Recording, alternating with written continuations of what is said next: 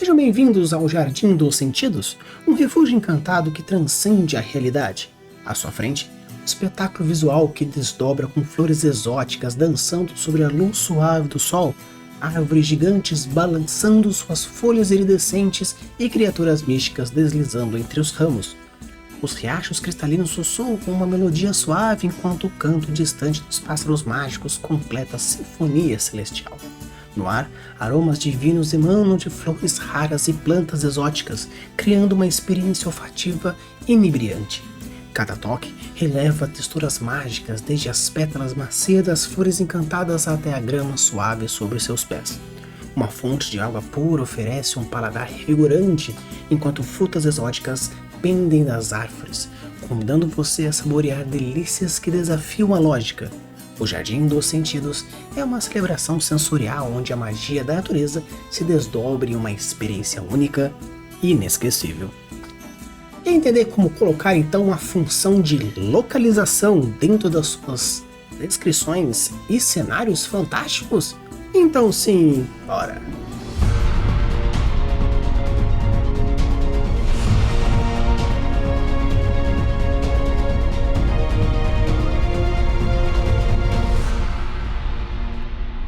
Alô, Olívio, tudo bem? Aqui é o Fel Campos e hoje nós estamos com mais um episódio falando um pouco sobre a função dos locais, das cenas, das localidades dentro da sua história, dos seus mundos fantásticos. Hoje iremos falar um pouco sobre a localidade, ou seja, basicamente nós temos como a principal função descrever o ambiente que você está trazendo. Já fizemos um pouco sobre a função de background, sobre a função de influenciar o personagem, já falamos sobre preparar a ação. E hoje traz aquela descrição mais simples, aquela descrição clássica, que quando a gente vai falar sobre construção de história, é basicamente a construção básica daquilo que você está colocando. Colocar os candelabros, descrever as paredes, colocar os cheiros, luminosidade, as cores. Então, basicamente, tem como função você se localizar naquele ponto, para não ter aquele mal grandioso que é a síndrome da sala branca, que basicamente parece que toda a cena acontece numa localidade e não tem nada em volta, faltando então em si aqueles pontos importantes, que é você entender minimamente o que acontece à sua volta. Então, pessoal, quando a gente fala basicamente de descrição de localidade, a gente tem que pensar em 3 pontos bem importantes. O primeiro é uma descrição clássica, porém que a gente tem que utilizar a descrição física, ou seja, dos sentidos, uma descrição mais emotiva, sensorialmente mais delicada, e um terceiro ponto que é a utilização do tripé da descrição, ou seja, você fazer com que mais de uma função naquela descrição seja colocada. Então, para a gente começar um pouco falando sobre a descrição sensorial, ao ponto de você colocar os 5 sentidos, é bem interessante você realmente focar nisso. Nós já falamos de algum episódio falando um pouquinho mais sobre como colocar os sentidos na descrição, mas de uma forma geral aqui é interessante você imaginar que uma localidade ela precisa ser percebida, ela precisa ser vista, ouvida, sentida, de várias formas, sentido a partir do seu cheiro, sentido a partir do seu tato, sentido a partir da sua audição, ela precisa ser percebida. E uma sala onde existe uma localidade específica para alguma coisa, algum dos sentidos tem que ser estimulados para que assim você entenda a percepção do local. Quando você tem, por exemplo, uma personagem que tem uma visão muito mais observadora, tem uma visão muito mais analítica, uma visão muito mais de processo de percepção visual, você pode descrever aquela construção, aquela localidade, com o objetivo de estimular esse padrão visual. Normalmente, quando a gente coloca descrições normais, as pessoas tendem a ser bem visuais. Falam sobre as cores, sobre a luminosidade, sobre textura, sobre isso, aquilo, porém fica um ambiente sem cheiro, um ambiente mudo, um ambiente sem qualquer outro estímulo que faça com que seja simplesmente visual. Claro que estímulos visuais são importantes porque a pessoa precisa dentro do seu teatro da mente, seja ela dentro de um livro, seja ela dentro de uma campanha de RPG, aquele ambiente precisa estar impregnado na cabeça da pessoa, no seu imaginário, ou pelo menos dar elementos mínimos para que a pessoa consiga entender a localidade que ela está. Um ponto importante quando a gente fala sobre isso é que quando a gente tem mapas, imagens, obviamente isso ajuda bastante. Mas o ponto importante aqui é você entender que existe sim a necessidade sensorial do som. Sons existem no nosso universo. Cachorro latindo ao fundo, pessoas batendo na porta, pessoas falando, gritando, patas de bichos, vento. O mundo é um ambiente sonoro. E quando não existe nenhuma descrição, qualquer que seja, de um ambiente que é aberto, é estranho. Mesmo num ambiente que é fechado, a porta bate, a madeira range, as coisas caem. E esse tipo de descrição deixa estupidamente mais vivo aquilo. Claro que um ambiente bem descrito visualmente é um ambiente interessante, onde você coloca dentro da percepção dessa visão outros fatores emotivos que nós iremos fazer numa segunda parte. Então é de suma importância, sim, você utilizar de todos os sentidos que sejam possível. Claro que é um pouco complicado você fazer o sentido do paladar, porém o paladar é algo interessante para ter percepções diversas dentro do ambiente. Obviamente, não precisa necessariamente que as coisas estejam indo à sua boca literal, como comida. Mas quando você descreve um ambiente onde você nunca na sua vida, na hora de sprayar um desodorante, um pouco das partículas foram no seu rosto e você sentiu o gosto daquele spray, então muitas vezes você pode colocar tanto de descrições diretas como descrições indiretas. A pessoa sentiu o gosto da minha lâmina. Mesmo que não seja uma coisa diretamente relacionada ao paladar, existe a conexão mental com a palavra gosto, com a palavra sabor. Eu vou saborear a vingança. Então mesmo que você não esteja fazendo uma descrição direta daquilo, porém fazer a menção dos sentidos na preparação da sua localidade, é algo interessante, é algo que vale super e muito a pena ser colocado. Outro ponto interessante, não apenas na visão e na audição de sons de fundo, é você perceber que as localidades também possuem cheiro. Cheiro de perfume, cheiro de fechado, cheiro de mofo, cheiro adocicado, cheiros diversos. Então colocar isso traz muito mais elemento, por quê? Esses sentidos que não são tão comuns, como o paladar, o tato e o olfato, dentro dos 5 sentidos, esses 3 são os menos usados. Porém, como você colocando um pequeno pontinho daquela descrição com aquele sentido específico, vai dar uma profundidade muito maior, por vários motivos. Um dos motivos bem legais é que, como não são sentidos que são normalmente colocados, você vai gerar uma inquietação no seu leitor, uma inquietação no seu jogador. Porque como estamos acostumados em ser um mundo muito visual, muito auditivo, a pessoa sentir um cheiro de alguma coisa, um gosto de alguma coisa, uma percepção tátil sobre alguma coisa, significa que o mestre quer chamar a sua atenção para esses sentidos. O escritor, a escritora, quer chamar a atenção para esses sentidos. E se ele está chamando essa atenção, ele está levantando um ponto, fazendo com que te prometa aquilo. Quando um escritor, um mestre, alguém traz uma promessa, você espera essa promessa ser cumprida. E isso te permite engatilhar, ancorar, prender a atenção daquelas pessoas. Por quê? Se você promete alguma coisa, a pessoa quer receber no final de contas. E se ela vai receber aquilo no final das contas, com certeza ela vai querer aquilo. Então descrições que remetem os 5 sentidos é bem interessante ser colocado, seja de uma forma direta, realmente com uma descrição, falando sobre a sua visão, seu olfato, seu paladar, seu aquilo, porém até mesmo colocar descrições indiretas, utilizando os verbos relacionados, como o frio do medo, ou até mesmo o calor da emoção, até mesmo o gosto da vingança, saborear aquela maldade. Então mesmo que não seja necessariamente a descrição da localidade com os verbos específicos para aquele tipo de coisa, os adjetivos específicos para aquelas coisas, é interessante. E ainda mais, se a história permitir e trazer mais a fundo essas percepções, é bem legal. Se você quer escrever terror, suspense, esses 3 sentidos que não são usados têm que ser muito mais usados. Porque você ver uma cena de terror, você ouvir o som, ouvir o silêncio, é algo interessante. Mas cheiro, onde as percepções sensoriais são um pouco mais refinadas. Gosto, onde as percepções sensoriais são mais refinadas. Sensação tátil, onde as percepções sensoriais são bem mais refinadas, por que não então usar um terrorzinho onde você tem cheiro de coisas? Porque quando você vê e você escuta, por ter um arcabouço muito maior de suas visões e das suas audições, você consegue deduzir muito mais fácil aquilo que você vê, aquilo que você escuta. Porém, você sabe a diferença entre um cheiro A e um cheiro B?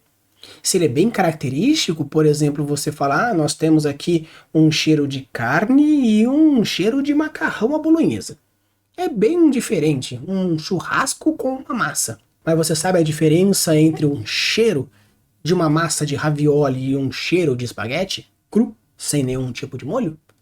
Então é interessante que quando você coloca elementos que você precisa ter um arcabouço muito mais específico, a imaginação vai muito mais longe. E para um terror, principalmente um terror focado no psicológico, ter a percepção de que existe algo, porém você não consegue distinguir pelo fato de que te falta informação básica ou uma sensibilidade um pouco maior, faz com que a sua imaginação voe muito mais para frente e com isso traga umas descrições bem mais profundas, porém não tão detalhadas, pelo fato de ser um sentido que precisa de mais informações.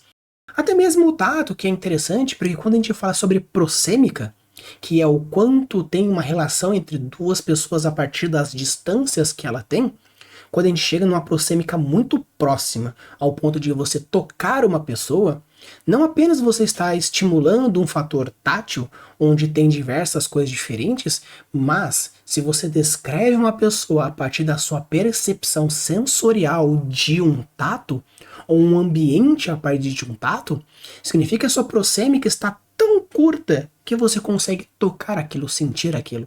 Então imagine que interessante você descrever uma cena onde simplesmente a percepção sensorial da pessoa é o tato.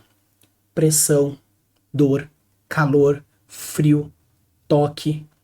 Tudo isso gera tantos gatilhos diferentes que eu acho um absurdo as pessoas não utilizarem todos os 5 sentidos para a descrição de localidades, descrições de cenas, porque simplesmente esses tipos, principalmente esses 3 básicos, que são muitas vezes esquecidos, o paladar, o olfato e o tato, faz com que você puxe numa raiz muito mais profunda do seu subconsciente, porque como eu falei, visão e audição são estímulos que recebemos a todo momento, a todo instante, e esses 3 é um pouco mais específico, gera muito mais contribuição para aquela localidade do que simplesmente você fazer só algo que seja cor, luz e sombra. Agora a gente vai falar um pouco sobre a descrição sentimental ou a descrição meio que sensorial emotiva. Quando a gente fala sobre uma descrição de uma localidade, principalmente usando o fator sentimental, emocional, a gente tem alguns filtros interessantes que é legal você colocar, porque você constrói muito mais coisas do que simplesmente a contação daquilo que você está descrevendo. Se você usa, por exemplo, o que nós chamamos de PDV, ou ponto de vista, ou point of view, o que é interessante aqui? Quando você fala que eu estou descrevendo aquele ambiente com o ponto de vista do personagem, você está criando padrões e funções de personagens com um background específico, trazendo uma profundidade bem mais legal para aquilo que você está fazendo. Simplesmente, se você chega numa localidade e eu, Rafael, com todos os meus arcabouços, todo o meu conhecimento, toda a minha visão, todo o meu estado de espírito atual, eu vou descrever esse quarto que está aqui em volta muito diferente do mesmo Rafael de 9 anos. Muito diferente do Rafael de 50 anos. Muito diferente de um Rafael que namora, um Rafael que é casado, um Rafael que isso, um Rafael aquele outro. Por quê? Estados de espírito mudam a sua percepção. Então não é simplesmente o fato de você estar chegando num ambiente que aquele ambiente ela tem funções e percepções diferentes. Principalmente quando você coloca uma história em primeira pessoa, onde todo narrador, todo personagem vai ser filtrado na mente daquele personagem que está contando a história, então é muito mais legal você ver como é construído todo o ambiente naquele ponto de vista. E um filtro bem interessante que você pode colocar é um filtro sociocultural. cultural. Da mesma forma que pessoas na sua individualidade pensam diferente, você pode colocar aqui, mas talvez alguém que nasceu assim, assim, assado, tenha uma percepção de vida parecida com alguém assim, assim, assado. Sim, por isso nós chamamos de sociedade e cultura. Então o que é bem interessante é que, caso você queira colocar como uma função de descrição de cultura, de sociedade, a partir da descrição que você dá daquele ambiente. Se você coloca dentro de uma sociedade onde as cores são muito fortes e muito importantes para a sua cultura, você coloca a descrição realmente muito forte na parte de cores. Se você tem uma sociedade, por exemplo, que ele é muito bélica, o que ela vai buscar? Segurança? Resistência? Armas? Proteção? Investigação? Estratégia? Então uma pessoa que tem mais essa cabeça, uma sociedade que tem mais essa cabeça, vai olhar para o quarto e dizer, nossa, poxa, só tem uma janela, só tem uma porta. Será que seria não perigoso caso acontecesse uma emboscada? Ou um caso, uma cultura que tem a ver com a questão de cores, vai ver que, nossa, todo o quarto é branco, não daria para trazer um pouco mais de corzinha? No caso, uma cultura que seja mais erudita, será que, nossa, está faltando um pouco de livros, um pouco de música, um pouco de som, um pouco de vida?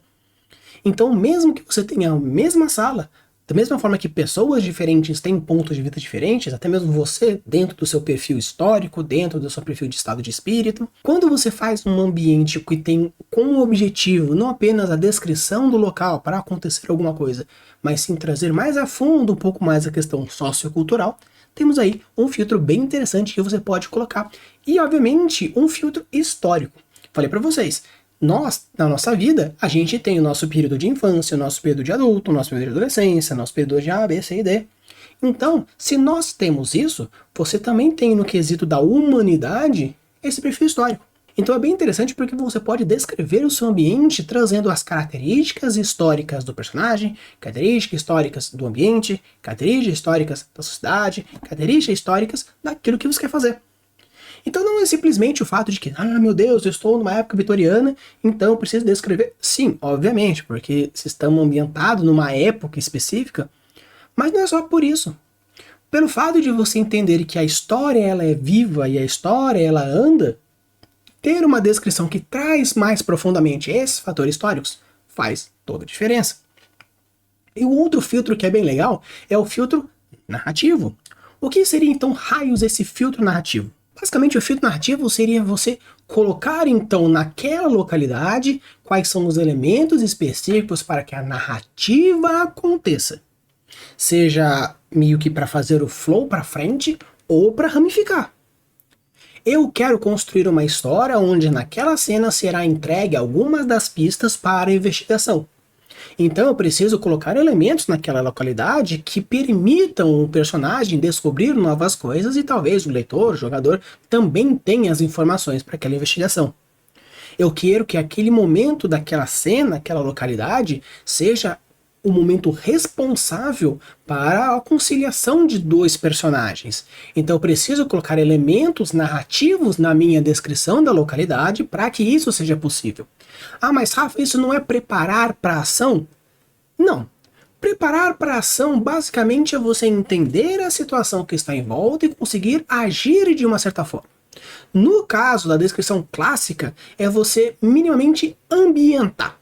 No caso aqui que nós temos, mais especificamente dessa função de localização, é você ambientar o que está acontecendo. É fazer com que a pessoa entenda onde ela está e por que raios está acontecendo naquele ponto. E com isso a gente entra no nosso terceiro fator de hoje, que é a parte de quais são as funções que você vai dar na sua descrição. Quando a gente fala sobre a descrição de localização, é muito importante você não apenas trazer essa parte crua, mas sim associar isso com os 3 primeiros tópicos que a gente abordou e com o próximo tópico que nós vamos abordar futuramente falando sobre os contrastes. É interessante que, como estamos num momento que a gente vai colocar a função de localidade, ou seja, de ambientação do momento, simplesmente ambientar pode ser um pouco pobre demais. Obviamente, se você consegue utilizar, por exemplo, as percepções de sentidos perfeito, você está dando uma função de localização ambientar, juntamente com uma percepção de ambiente, deixando não apenas ambientado, mas sim mais sentido. Se você usa, por exemplo, uma descrição mais sentimental, você está utilizando o ambiente não apenas para ambientar a localidade, mas sim também para aprofundar a psique do personagem. E no caso aqui, a gente tem o quê? Você entender que quando você coloca a função de narrativa, world building e personagens ao mesmo tempo na sua descrição de ambientação, você está fazendo uma história de nível de complexidade muito grande, muito profissional. Porque se você tem a capacidade de fazer com que nessa localidade você consiga movimentar a plot, descrever as características do ambiente, entender o que passa na cabeça do personagem ao mesmo tempo, você está fazendo com que aquela descrição movimente 3 áreas específicas da história, plot, world building, personagem, criando estímulos narrativos tão fortes dentro do seu leitor, do seu jogador, que faz com que ele emerja de uma certa profundidade e não largue. Muitas vezes a gente coloca e fala, a porta era grande. O computador era velho. Ao abrir a porta de madeira, Jorge adentrou em sua casa. Na descrição da porta de madeira, você apenas descreveu a porta de madeira. Ao chegar em sua casa, Jorge vê a sua porta de madeira e empurrando-a com o peso de sua consciência, você está colocando que a porta é pesada, mas colocando não apenas o peso da porta associando ao peso da consciência, então você colocou que a porta é pesada, o Jorge está pesaroso e ele tem alguma coisa que ele está se sentindo mal por isso. Então simplesmente você colocar aqui, ao abrir a porta de madeira pesada pelo peso de sua consciência, você está dando uma descrição bem simples, mas com 3 fatores, porque você está dizendo que o Jorge está empurrando uma porta pesada, feita de madeira, talvez colocando que a casa é velha, ou que ele é muito rico pela porta ser grande e pesada, ou algo antigo. Você está falando que o Jorge está pensativo, então meio que a plot está sendo enrolada, e você está falando que ele está pesaroso por alguma forma. Então você está colocando talvez que o personagem Jorge seja uma pessoa talvez introspectiva, um tanto preocupada, às vezes ansiosa, alguma fobia social.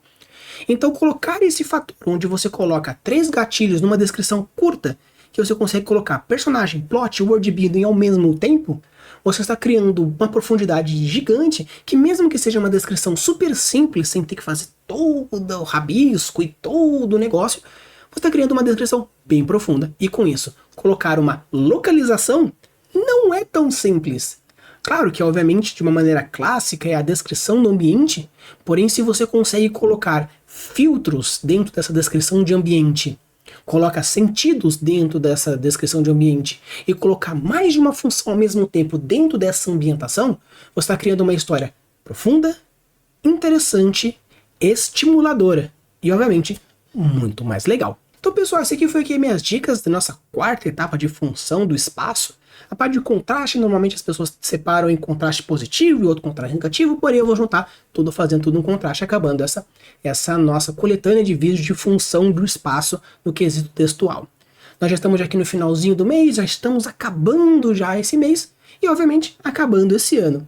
Então se você quer participar do nosso primeiro concurso e último de 2023, falando sobre criaturas fantásticas, aqui o link daqui embaixo do nosso editalzinho, nós já estamos com quase 30 pessoas, então ainda existe a chance de você oficializar a sua criatura dentro do nosso universo, caso ela seja escolhida dentre aquelas que forem mandadas, e obviamente, se você conseguiu guardar aquele dinheirinho no final do ano, temos aí o nosso Catarse, caso você queira participar do nosso grupo do WhatsApp, diversas outras coisas, realmente coloca aí o nosso Catarse aqui embaixo, caso você queira ajudar. Obviamente, se você quiser ajudar de umas outras formas, existem também diversas outras formas. Use e abuse das suas criações e deixe os mundos cada vez mais incríveis. Valeu!